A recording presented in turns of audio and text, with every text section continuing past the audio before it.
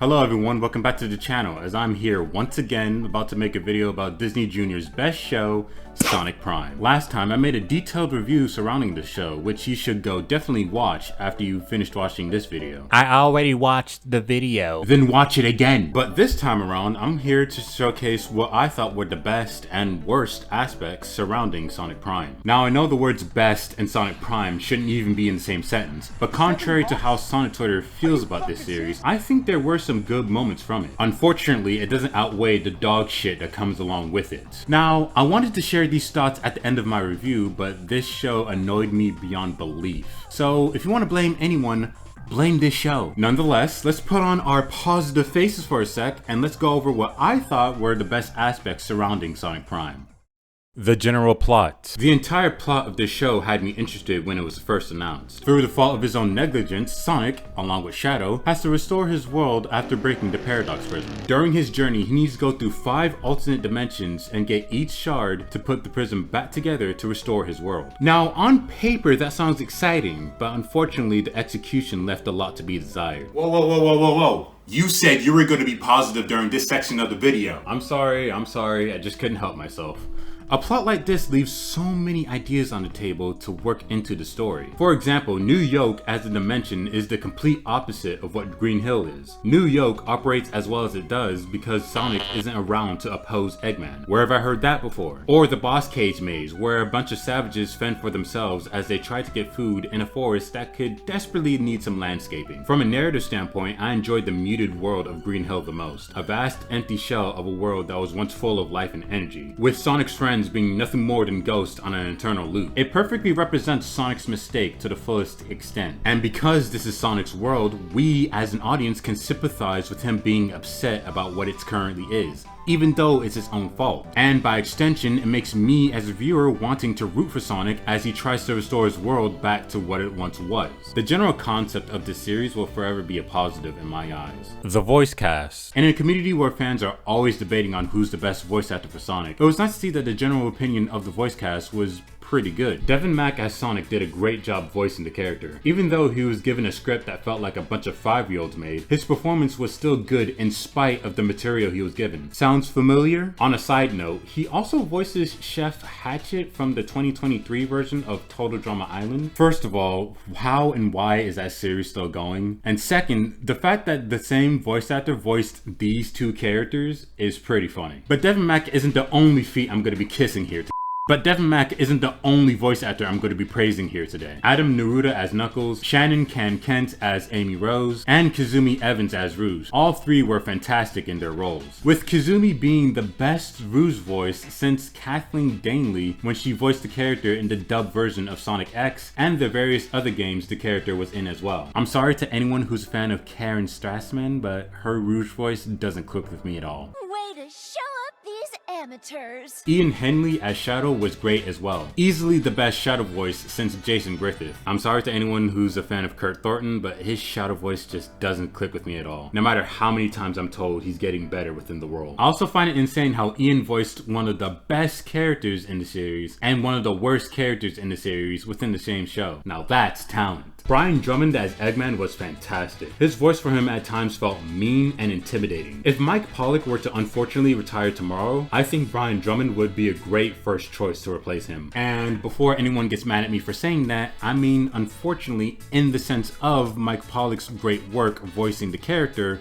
rather than him as a person. And lastly, we have Ashley Ball as Tails, and she was easily my favorite voice actor throughout the entire series, specifically as Nine. With the knowledge of Nine's backstory and his upbringing in New York, I thought she nailed it perfectly here. The voice cast, top to bottom in this show, was just fantastic. Character designs. I don't know if this is because I'm an artist, but I do love me some character designs, and lucky for me, Sonic Prime has plenty of great ones. Sonic's gloves and shoes in each world were great, except for his gear in New York. The gloves are fine, but his shoes I'm just not a fan of. They're not terrible, but they're not as good as his other shoes in the other worlds, like his shoes in the Grimm, the One Piece world, and the boss cage maze, with the boss cage maze design being my favorite out of the bunch. Moving on to other characters, I really liked Rouge's skin-tight purple jumpsuit, Dread's cool pirate getup and his wavy dreads, Nux with his cool black gear and his cute little beanie hat, Mr. Dr. Eggman, yes, that's his name, fucking stupid, I know, having the best design out of all the other Eggman in the group. My two favorite character designs has to be Nine and Rusty Rose. Nine with his metal tails along with his gloves and shoes are great. I love how he uses his metal tails to move around as if he was Doc Ock from Spider-Man. And Rusty Rose's design is just great, both from a visual and character aspect. Amy Rose's normal design is sweet and friendly, much like her personality. To take her and give her a design the complete opposite of that, I think is amazing. The dark colors from her metal body along with her menacing glowing eye, her design couldn't be more opposite to the regular Amy Rose. 9. Nine was easily the best and most entertaining character within this show to me. From his backstory, attitude, design, and his eventual betrayal of Sonic at the end of season 2. I actually enjoyed him playing the villain in season 3, even though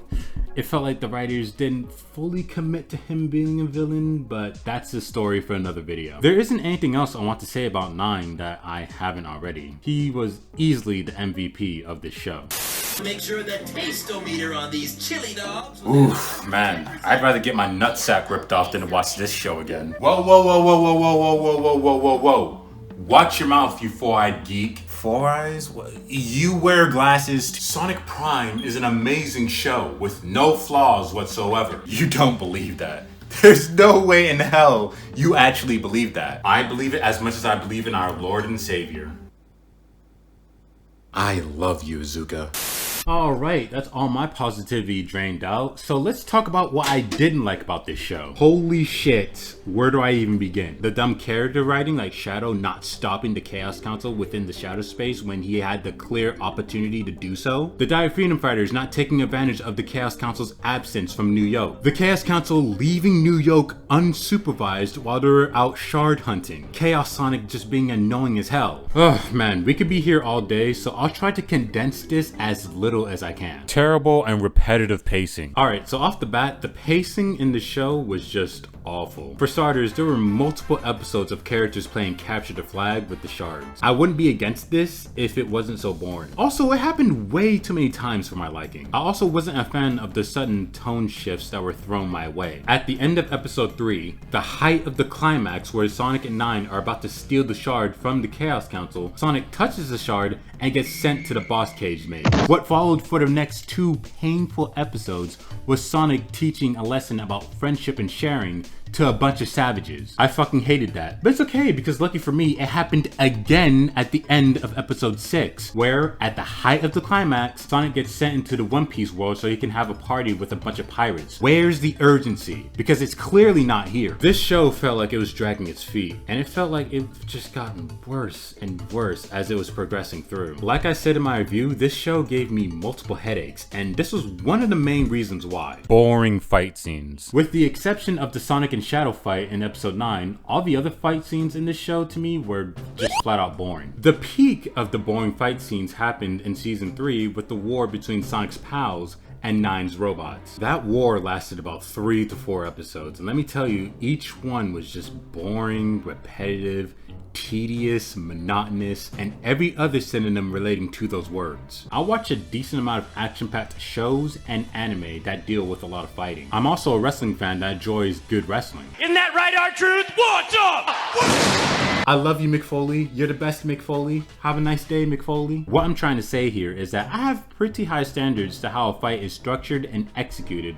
within the piece of media that I'm watching. And Sonic Prime didn't even scratch the surface of those standards. Gullible Sonic. Look, I love Sonic. You love Sonic. We all love Sonic. Sonic in this show was just a pain in the ass. I've never been so annoyed about how Sonic was written within a piece of media before. And that's saying a lot considering we had to go through so many terrible, terrible stories within some of those 2010 Sonic games. I still love you, Sonic Color. fighters. Sonic in this show is a gullible, cringy child, blindly defending Nine multiple times from people who rightfully criticize his actions, the famous Mickey Mouse episode he was in, that corny ass speech he delivered before getting dissected in episode 2. Seriously, that scene isn't criticized enough, by the way. Now, there were some good moments with Sonic. Feeling deeply sorry after looking over the dead world of Green Hill and his friends being ghosts on repeat. His interactions with the Diet Freedom Fighters, Nine, and Rusty Rose in the first 3 episodes were nice, and some of his general interactions with Shadow and the Chaos Council. However, that's not enough for me to overlook this annoying little child the writers wrote him to be. 5 Eggmen? I've always enjoyed Eggman as a villain, whether he's being deeply serious or he's being used for laughs. However, making 5 different versions of him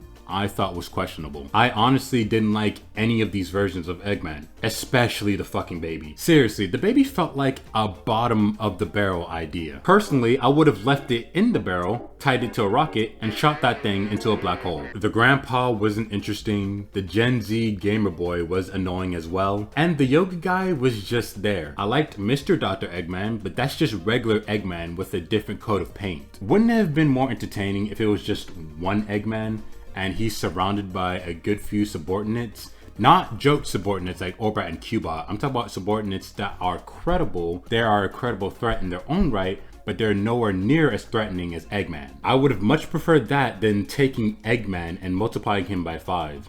Seriously, that baby was just an awful idea. The ending. Considering how much this show annoyed me, you'd think I'd be happy that it ended. And don't get me wrong, I'm glad it did, but the ending felt a lot left to be desired. I liked Sonic going back home and reuniting with his friends again, but what about the friends he's befriended throughout this whole adventure? What about their endings? Correct me if I'm wrong, but the Paradox Prism being broken into pieces is the reason all these other characters and worlds exist. If that is the case, then why did I spend so much time with these characters only for them to just be erased once the prism got back together? It feels cheap to me, as I actually enjoyed some of those characters. And if that isn't the case, if they do still exist despite the prism being fully whole again, then why didn't the writers make an effort showcasing them adjusting to their new lives after this whole adventure? In episode 10, Thorn helps Sonic escape the boss cage maze. Her final words to him being before he left were, "Promise you'll return and help me restore the jungle," with Sonic's response being, "You have my word, Thorn." Wouldn't it have been nice to have a scene of Sonic going back to the boss cage maze and helping Thorn restore the jungle along with his Green Hill friends? Or like, how's life in New York now that the Chaos Council is officially gone? You know, like stuff like that. All I'm asking for is a picture slide during the credits of the final episode of these characters adjusting to their new lives after this whole adventure. But we didn't even get that. And I think with the ending we got, it perfectly represents the missed potential of not only the end of this show, but this show as a whole. If you've been a part of the Sonic series for a while now, you know that missed potential is something that this series is known for at this point. And with that, that's all the nice and not so nice things I had to say about Sonic Prime. What do you like or not like about Sonic Prime? Tell me in the comment section below. Like, subscribe, and hit that bell if you enjoyed this video. Thanks for watching, and have a nice day.